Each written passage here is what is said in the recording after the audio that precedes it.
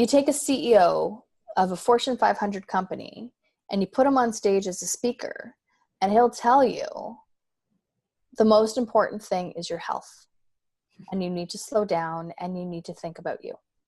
And he is absolutely right. Mm-hmm. However, he got flown in there on his private jet. He has a personal trainer. He has a guy who makes him food.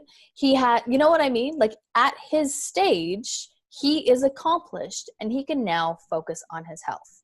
Do I think that it's a good idea to tell business people that are starting out to focus on your health? Sure. It's not a bad thing to tell someone to focus on their health. But can you do that and expect to become a Fortune 500 company? I don't believe you can.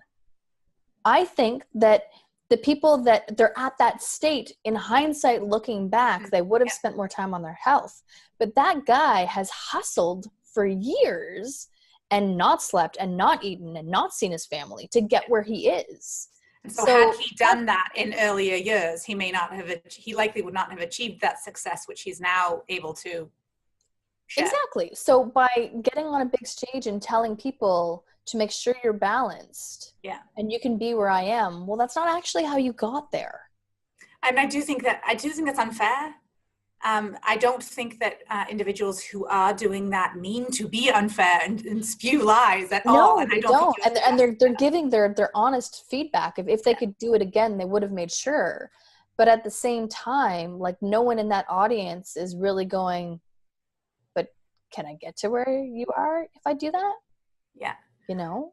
And I think this is why I like having really honest, raw conversations, because I think that it's important for people to understand when they are setting goals, whatever stage they are in their life, when they're setting big ass goals like that they understand before they start, to the best that they can. We never know fully what the story is going to look like, right?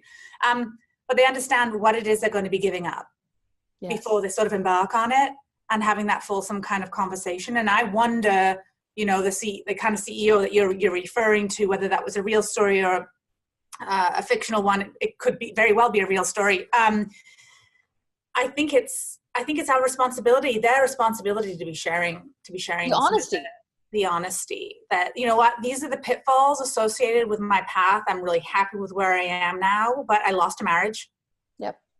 I didn't see my kids much, and therefore they're adults now, and I don't have that great of a relationship with them.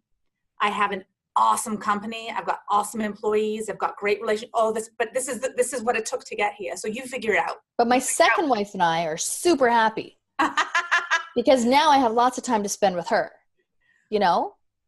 Yeah. So, but it's you're right. It's about being honest about those steps along the way.